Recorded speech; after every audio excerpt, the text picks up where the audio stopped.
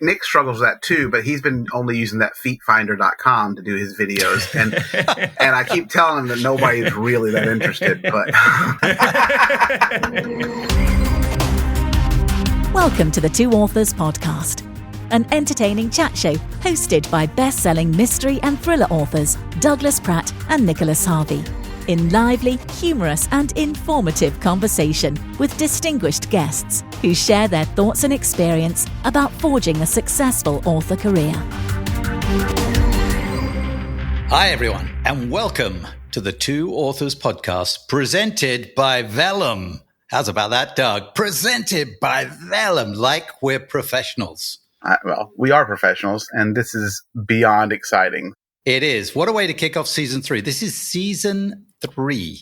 I know, it's crazy. I mean, I think I told you the other day, we talked about this with the podcast we were just on with Doug Lyle, who was one of our guests, that we met in person 3 years ago. I think it said yesterday, so it's kind of crazy. We've come a long way, yes. So it's our anniversary. It is. We had a buddy anniversary. That's so cool. I'm excited that Vellum's going to be a part of this now. This is very cool. I love it. You know, the thing is about you get some supporters and what have you. What's great is we can talk about them because we love them. So, I mean, they're cool guys, number one. It's great software. We both use it. It's you format your books with it. Great, beautiful books for every platform with Vellum. There's the pro line for you. So, yeah. So thank you to the guys at Vellum for guys and girls at Vellum for coming on board with us for to kick off season 3. So we have a super guest tonight. It's Jonathan Edward Durham. And if you don't know who he is, he's a great author and writer. Scroll through your timeline. He showed up on there, I promise. You'll see here. He is a social media maven. So we'll get to him in a little bit. But first, we have a listener question from Emmy in Charlotte. Emmy asks, what's your least favorite part of the author business? Don't say dealing with me. No, it's our buddy-versary. No, actually, I would say, I just finished editing to send off my book to our editor, and I will Which have book? to say it is Gorilla Gold. It's the third in my Coursera series, and it'll be out in March 1st. So, Sweet. Yeah, excited about that. Shameless plug. Yeah, absolutely. You know, that read through and that editing is brutal. It's not I don't know if it's really the worst thing, but right now it is, because it just takes up a lot of time. And usually when I finish a book, I've been in that book so deeply. And I guess people who don't write don't realize how deep you get into those storylines, and you get out, you're kind of like, whew, it's like spending time with your family. You love them, but you need a little bit of time apart, you know? Yeah, I think you're right. I mean, God, what a first world problem to have, right? but it's true. But it is true. I have a kind of a mental block almost with the read through and edits. And when we say read through and edits, that's when we've written the first draft and then we go back through and do the author stuff. It then goes to professional editing and then comes back to us and does all that stuff. I have a mental block about it. I always feel like I'm not looking forward to it, and I kind of sort of dread it. And then when I get into it, it actually is fine. I don't mind it. But but you know, a big part of it, and I know you're under this all the time, is it's always at the end of the timing. So especially like the manuscript, we both just finished manuscripts, and mine went longer than I had anticipated, because that's what the story took to finish it. And so now it's backed up that timeline. So instead of having a week to do my read through and edits, I've got 3 days. And then you feel that crush to get into it. And what's really nice is when you're done with it is to take a breather, like step back for a day or two. I mean, some people step back for weeks. The timeline that we work in as indies with publishing and on a schedule, we don't really have that luxury. But there's nothing geez, we've got the best job in the world, man. So. Oh, it is. It is by far. It doesn't matter. Yeah, there's really nothing. That's the worst part of it. It's really, the worst part is you got to read your books that somebody else is going to pay for. Yeah, no, it's not phenomenal. Like climbing down manholes into sewers. Which I've done. I've done that before, and this is a better job than that. So yeah, I can't think of it. I mean, there's probably a few better jobs. I'm not sure what they are right off. So, or I can't repeat them. Driving race cars was pretty good. I was going to say. Yeah. But like, you don't finish it, if you crash and burn on a book, you're not going to end up in traction. That's true. Maybe because I never got hurt in racing, I still think of it so fondly. But sound like you didn't go fast enough. Oh, how's about that? I'm going to call my mum. She's going to get the trophies out of the cupboard, all two of them. All two of them? Were they participation trophies? I won a few things back in the day. Okay, back in the day. All right, let's get on to something far more interesting, which is our guest, Jonathan Edward Durham, who wrote the hit fantasy suspense novel Winterset Hollow. Winterset Hollow, yes. Winterset Hollow. Is that the freaking best title? It's a cool title. Yeah. It is a rocking title, and the cover's really cool, too. It's almost as good as The Woman Under the Bridge, is all I'm saying. That's pretty good. You got some heavy compliments about that the other day on the show we were recording. No, it really is a great title. I mean, and it's going to be exciting to talk with him. So, because he's kind of turned that one, he's got that one book, which is unusual for us to pick somebody with one book, but he has turned that into quite a living just because he's such a huge force on social media. And that's going to be exciting to chat with him. So, well, then let's do it. Do it. John, welcome to the show. Thank you so much for joining us. Thank you guys for having me. Yeah, great to have you here, son. Yeah, I'm a little giddy excited about this. I've been following you keenly on social media for a little while now. So you lighten my day. I think I don't go a day without seeing a post of yours that pops up. I know they get around for sure. They do get around. We'll talk about that in a little bit. So get us started with telling us a little bit about how you got into writing and how you were first published. So, I had sort of throughout my life, I'd always known I've been a fairly natural writer. It always sort of came a little easy to me, and it helped me sort of navigate my way through school, and that sort of thing. I never really considered doing it professionally until I turned 30 and I was unhappy with what I was doing for a living. And I kind of sat down and had a conversation with myself and said, if there's one thing you could do forever and get paid for it, if you had a magic wand, what would that be? And I decided at that point that it would be writing movies. I grew up a huge movie fan. And so I sort of decided to take a shot at that. So I wrote a couple really terrible screenplays, and eventually I wrote a decent one, and it ended up winning a big national competition, and it got optioned by a very, very well-known producer. And I found myself with a little bit of money in my pocket. So I moved out to LA and I became a screenwriter for a number of years. Fairly unsuccessfully, I might add, but it was a great experience. In any case, it gave me an opportunity to really kind of sharpen my chops in a way and sort of go to story boot camp and that sort of thing. And I did that until the pandemic hit, because when that hit, the entertainment industry shut down for, 18 months. And I found myself with nothing to do. And I had this kind of one story that was floating around in my head for a while that I thought might actually make a good book. Nothing else was going on. So I figured I'll take a shot at that. That book ended up being Winterset Hollow. And I had so much fun writing a novel, like 100 times more fun than I ever did writing a script or anything else, that I sort of decided, I think this is it. And that was that. So fantastic. And you indie published it originally, and since then it's been picked up and you've done a book deal. Yeah. So it just got picked up in a 2-book deal by an imprint of Hachette, which is a big, one of the big 5 publishers, which is great. And so they're going to re-release that book at some point in the near future after it's been, redesigned and that sort of thing. And then I'm also going to have a second book through them called Hollywoodland, which will be released at some point after that. So I don't have any of the super specifics about the dates or anything yet, but it's coming soon. That's amazing to reissue. It's not like that book didn't do much. It's got a lot of reviews on it. It did really well. It did. It sold a lot, way more than I ever thought it would, for sure. And you're not wrong. That's not something that's usually done, like a re-release of a self-published book. Sometimes it is when people do like self-help books or that sort of thing, which I think are more often self-published initially. But yeah, for a novel, that's it's pretty unusual. Yeah, there's not been a lot. I think like maybe with The Martian.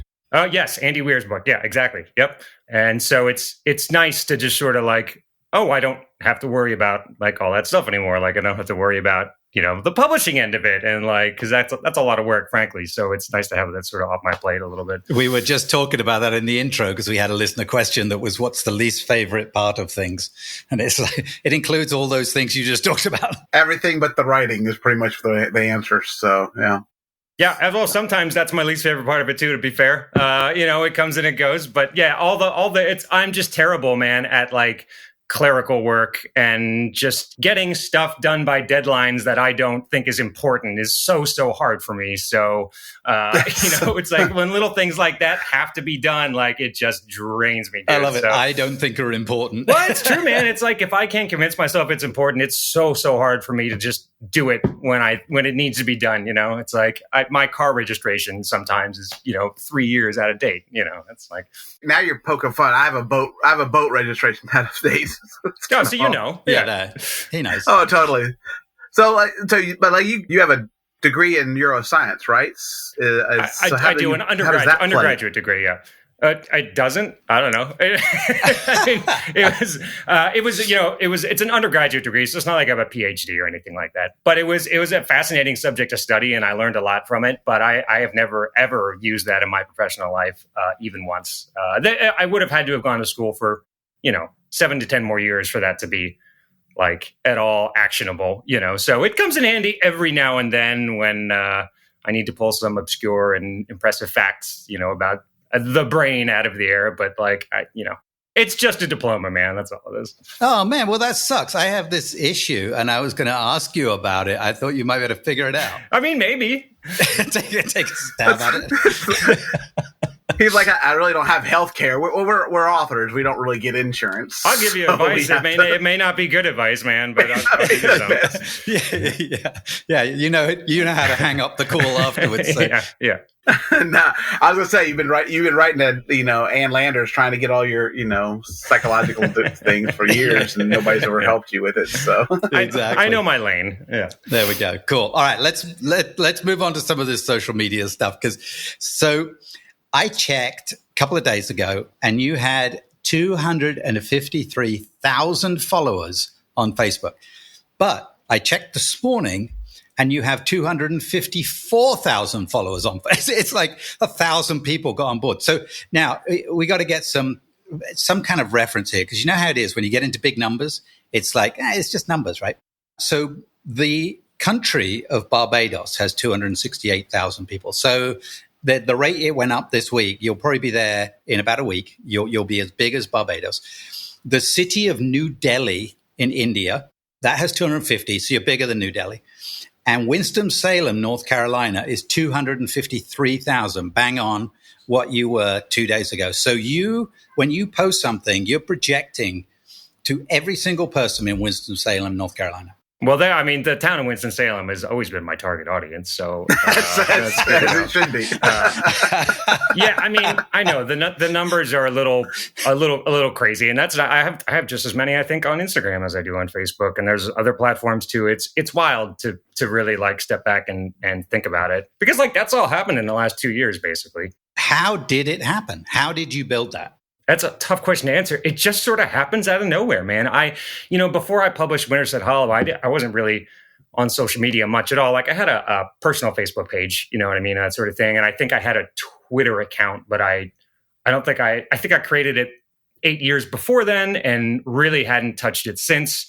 But now I had this book coming out, so I was like, okay. And it was, like I said, it was self-published, so I don't have a publicity team. I have nobody. So I was like, okay, I need to figure something out. So I created a Facebook author page and an Instagram account. I was like, maybe I should start tweeting stuff. And I just did the normal sort of book promotion stuff for a while. And that, it never really gains much traction at all if all you do is sort of promote your book and there's no other reason for anybody. And then I made a couple bookish sort of jokes and posted them. I tweeted them out and then I posted screenshots, I think, to my Facebook page. And one of those caught and went super viral, and I doubled my followers overnight, and a little light bulb went off and I went, oh, okay, interesting. You know what I mean? If I can make people aware of who I am, this way, and then at some point maybe go, hey, I'm also actually a writer. And if you like the small words that I say, you may like a longer format word too, maybe check out the book. And did you see that as the social media following picked up? Did book sales go with it? Yeah, absolutely. Now, this sort of all coincided at the same time that the book itself kind of went viral in a couple of Facebook book groups. And so that was honestly probably the main thrust. You guys are, authors and readers and that sort of thing. And, it doesn't matter how digitized this world becomes. In the book world, word of mouth will totally. always be completely king. You know what I mean? If a good friend of yours is like, yo, you have to read this book, that's all it takes. And so luckily enough, there were a couple reviews by people in a couple different groups that were very complimentary, and it sort of went crazy that way. But at the same time, my following was sort of steadily increasing as I sort of thought, as I sort of figured out, okay, you have to have another way to make people aware of you other than just buy my book. And then eventually go, hey, I'm a writer. I write books. If you want to check this out, check it out. And as long as you balance those two things in the right way, it absolutely helps book sales. And I have to say, like, I've when I told my wife you were coming on, and she's like, oh, because she gave me that look that she gives whenever I talk about authors. And I was like, no. I was like, you've read his stuff. She goes, I don't think I have. I said, no, you have, because I share. In fact, the one right here is that you wrote, I don't remember what you wrote, but it's like, if you really want me to multitask, you just need to ask me to focus on something critically important, and I promise to take it from there. And I had sent that to her a couple of weeks ago because she's constantly going, hey, you need to do this. I was like, look, if you want, and I saw it, it's like I'm sharing your stuff with her all constantly as a meme to say, hey, it hits home. And I think that's part of it, isn't it? That you just kind of hit what people think, and they love it and they share it. Yeah. I mean, yes, I hear that so much. Just like, how do you have a camera in my house? Or like, I think we're related, or I think we're along, that sort of thing. And which is funny, because before I started sharing these sort of bits of like, well, sharing my own quirks and, these sort of bits of me online, I never thought there would be so many people that identify with that stuff, but I think it just goes to show you that, like, we're really not all that different. Like, and you know what I mean? And if we're all sort of honest about a lot of stuff that doesn't make it to social media sometimes, like, we really have a lot more in common than we all think we do.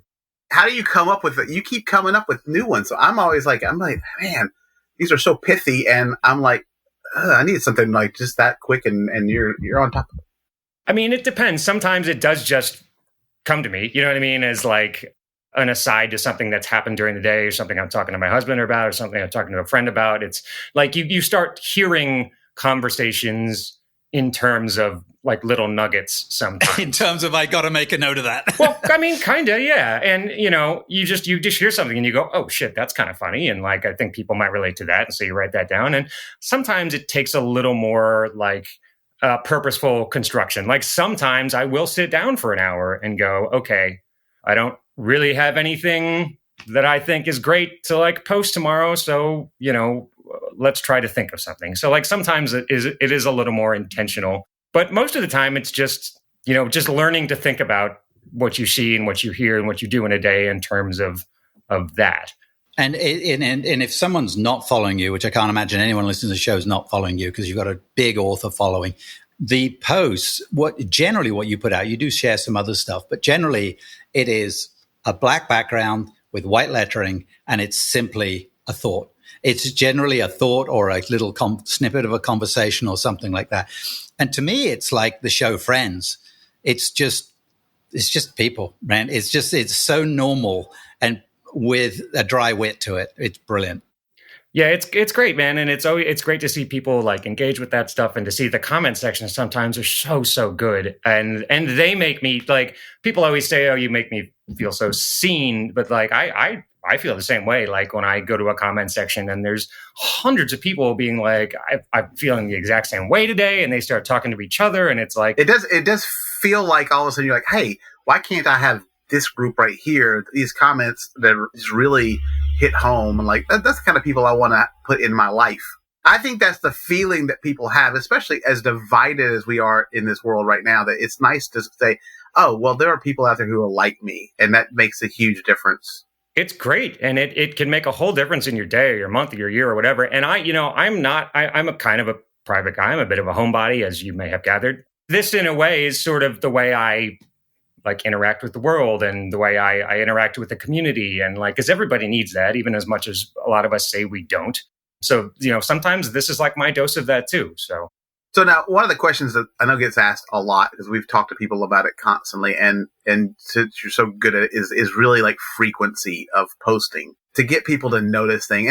And I say this because I read just today, somebody talked about, I think a lot of it is a degree of luck to some extent, because somebody was talking about they took the exact same post on two different TikToks who have similar audiences, posted the same thing. One of them got 900 views, one of them got 40. So is frequency part of that? Is there a play that goes into that? Or do you, I mean, obviously you may not know, but what do you think is your... I mean, frequency is absolutely part of it, because what you just said is true. Luck may not be the right word. Well, I guess it is kind of the right word, because you're right. It all depends on like who's reading it and what mood they're in a lot. You know what I mean? So like if it's a stressy day for this country and you happen to post something that resonates with like that type of stress, then yeah, you will probably get a little more action than if you, or interaction, I should say, than if you post something on the happier side. And not everybody is feeling happy today, man, you know? Or if you post something holiday related, like obviously if you post something Christmas related, it's going to have some more traction in December than it is in July. So you can think about it that way too. So luck definitely has something to do with it. It's all about how the people who are reading it are feeling, and you have no idea how they're feeling on that day. So you have to be consistent enough that on that day they are feeling that way, you know, you may happen to post something that sort of vibes with them. So do you have a goal of the number of posts and when you're going to space them out through the day? Or it's sort of parameters?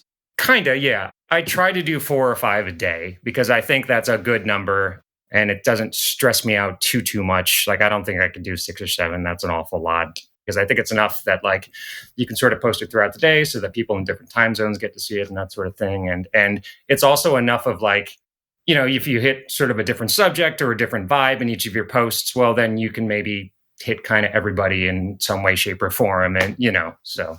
Yeah. Have you tried doing more or doing less, or just organically it's happened and that? Do you see a difference? Yeah, no, not really. I haven't done any like A/B tests or anything like that. I used to do less. And then when I started doing more, I saw like a little more growth and that sort of thing. So I figured, okay, you know, maybe this is sort of the way to do it. And the reason I don't do more is I just don't think I could handle it, frankly. Is there a magic day of the week that you've seen? Like, I mean, I find like certain days for book downloads are different than others. So No, that's a really interesting question. I don't think so. I think I used to think that weekends weren't great times to do it because people weren't online as much. You know, my thinking used to be like, weekdays are great because people are at work and everybody's trying to distract themselves from work. So like everybody's online, you know what I mean? And also in the morning, everybody's ritual is what? Like have some coffee, have some tea, go online, see what's going on in the world. So like that's a time everybody's, you know, looking at stuff.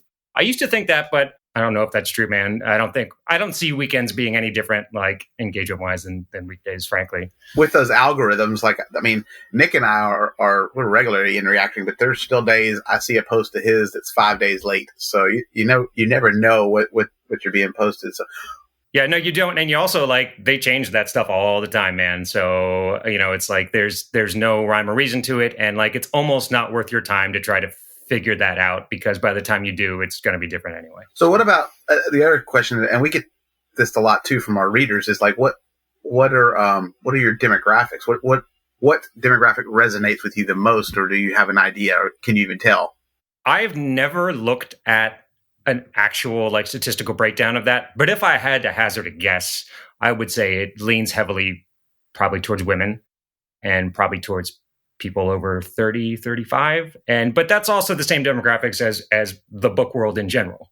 Well, very much so. Yeah. Ours is even higher. Yeah. So, and it might be higher for me. I honestly don't know. Nick scores all those really old ladies down at the villages. He's like all over them. They love him to death. So I think it's probably pretty similar to just the people who read and, you know, people who buy books and that sort of thing. But I don't know that to be true. So I'm not sure. It's just always curious. It's always interesting how it breaks down across the board like that. So. Yeah, I try not to look too closely at that stuff because I have a tendency to like hyperfixate on that, and I don't want to do that. Like I just want to put stuff out there that I'm legitimately feeling, and I don't want to like try to tailor it too much one way or the other because I think that's a bad look, and I don't want to do that. And you know, so it's working what you're doing, so don't try and fix it. So, do you give yourself parameters of subject matter without getting political or anything about it? Is if you got buffers you stay within? I try to, and those buffers are sort of for me, it's the same thing as like like when I open a social media app, like what's the last effing thing I want to hear about right now? And so I try not to talk about that. because so there's just so much of certain things out there sometimes that it's exhausting. And like, I kind of don't want to add to that. So I almost never talk about politics directly. I will sometimes make like a sort of tangential joke about the general political mood that I'm feeling or that people are feeling and that sort of thing. But I'll almost never talk about it directly because I don't know if I have anything to add to that conversation necessarily. I have feelings about it, but I don't know as much about it as a lot of people. So it seems like if you're vague enough, and some of yours might be, that you actually appeal to both sides because both sides feel this. Yeah, I think you're right. I think if you talk about things like, I know everybody's exhausted. I mean, that's something everybody will be like, yes. You know what I mean? Regardless of what they feel. Yeah. But also a part of that is I kind of don't want to deal with the aftermath of it, frankly. Like, I don't want to scroll through my comment sections and deal with all sorts of people fighting with each other and people calling me this and calling me that. And like, it's just not, I don't want that energy in my day. So I kind of try to avoid it, you know? How about like I can imagine my wife or my kids be like, do not talk about me, or why did you say that about me? I mean, how many times have you said something your husband goes, did you really have to? Yeah, that happens quite a bit. It happens quite. No, nothing I've said about him has been like crazy bad, but and honestly, it hasn't been anything different than I think most people probably say about their spouses every so often. He's very good about it, so I get relatively little flack about any of that. That's great. Sitting on the couch in the evening, right, and it's just that uncomfortable silence. And you know it's coming. His arms are crossed and staring at you. Yeah. So, well, and I think that's the other thing that people forget, and you probably can touch on this, but like that's a online persona, and I think Nick and I do that. We're on here while we're very friendly. It's all still a persona. It's the same thing like Howard Stern said about it was a character he was playing on the radio show. I think that people forget. He said that when he wanted to change that character. That's right. I remember that. Yeah. But it's like, across the board, like a lot of people, like if you're anybody who's it's really just a persona that they have to put out, and people don't understand that. And I think that that's the other thing that authors need to understand is that your public persona doesn't have to be the same as your private one all the time.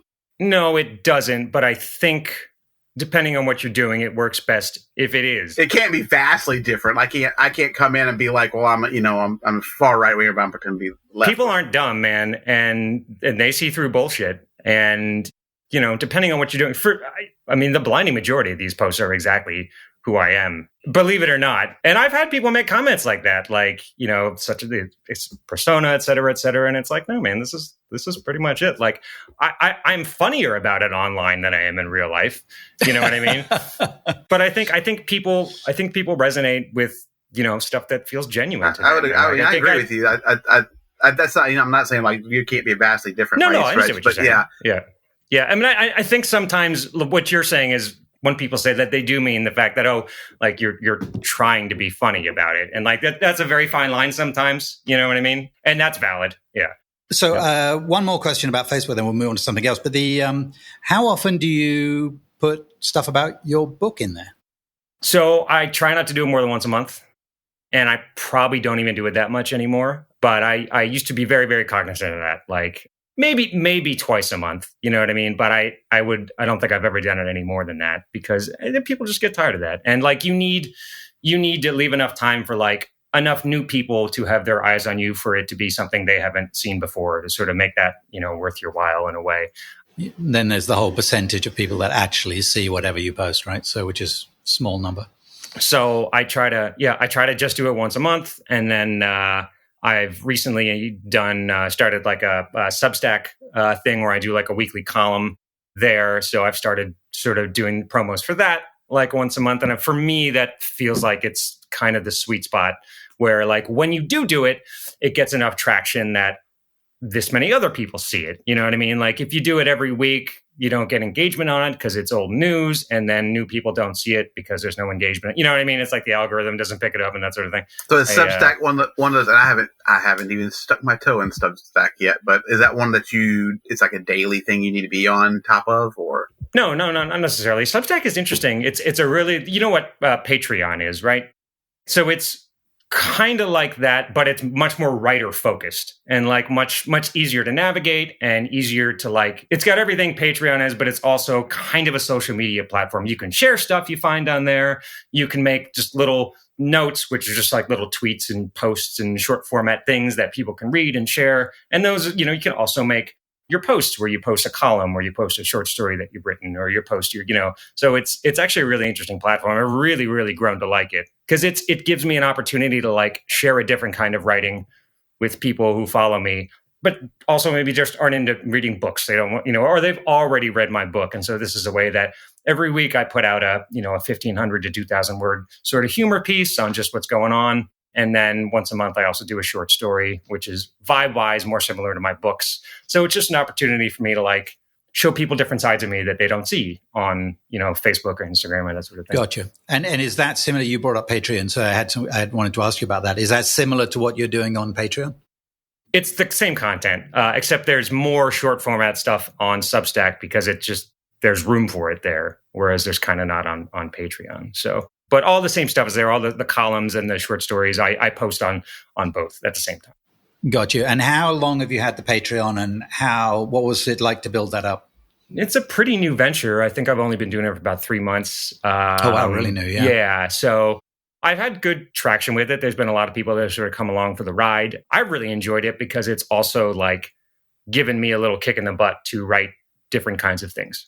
And so I have to like get out of my lane a little bit, which has been good because writing's a muscle just like anything else. You have to exercise it. You know what I mean? You got to keep it in shape. So it's been really good for me in that way. I've really, really enjoyed it. And you've got a good following there, and it's a subscription on Patreon. So then you're giving them short stories. Yeah, exactly. But it's the vast majority of the stuff on there is for free subscribers. So, the weekly columns and all that thing, you don't have to pay anything for it. You can just follow along. And then if you do want to read the short stories and you do want sort of all the cool perks that come with it, you can subscribe at a certain level, but you by no means do you have to.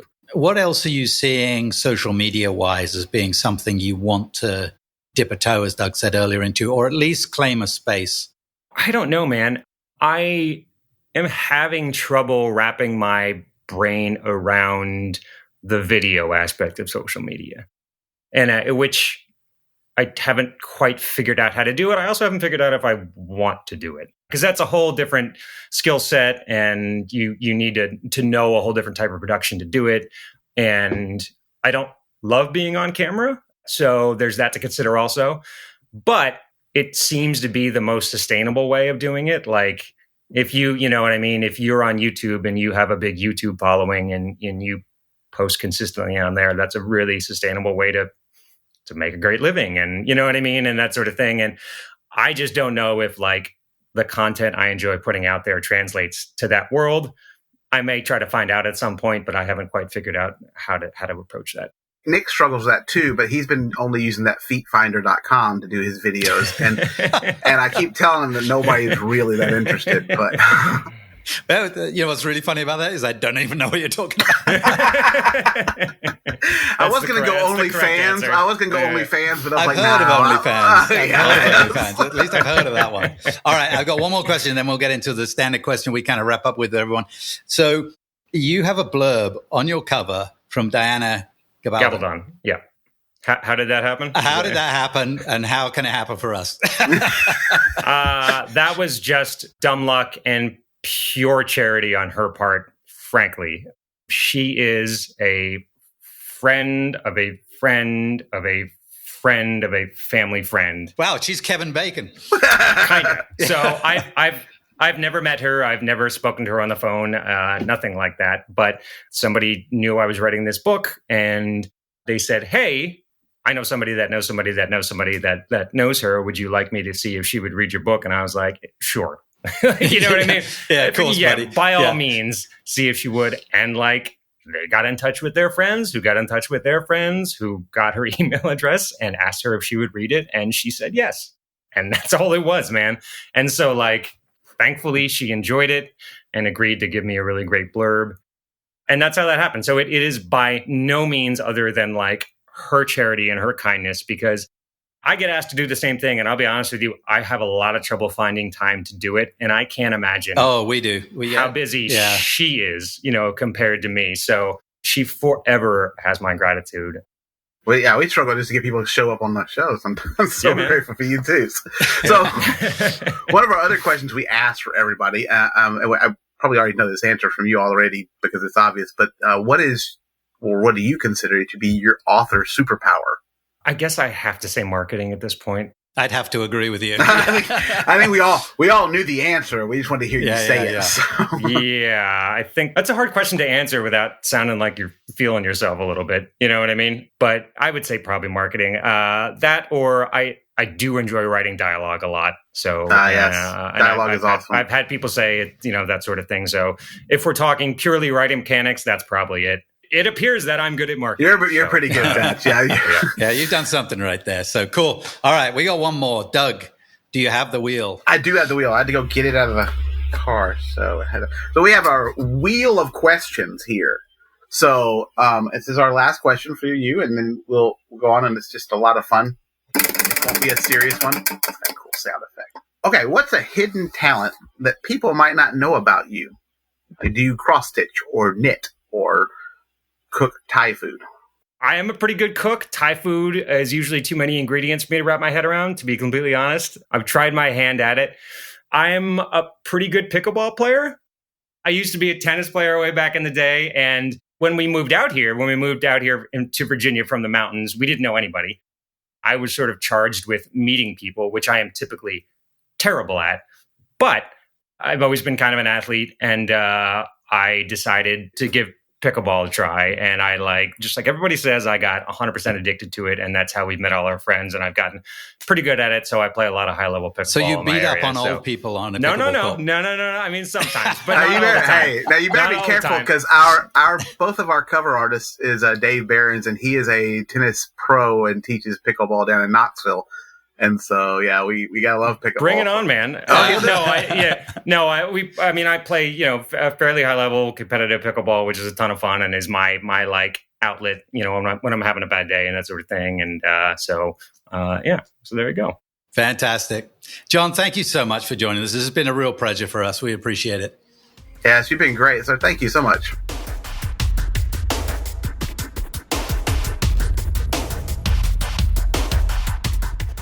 Man, what a cool guy. Ah, man, he's awesome. I wonder if he's available to do a podcast with. He'll never do one again. We just ruined him. The guy will turn down every time. We are a blast. I mean, to tell you, no, he was really fun. Like, I'm amazed. I love that you brought up the number of people who live in Winston-Salem. He's like, yeah, Winston-Salem happens to be my exact his demographic.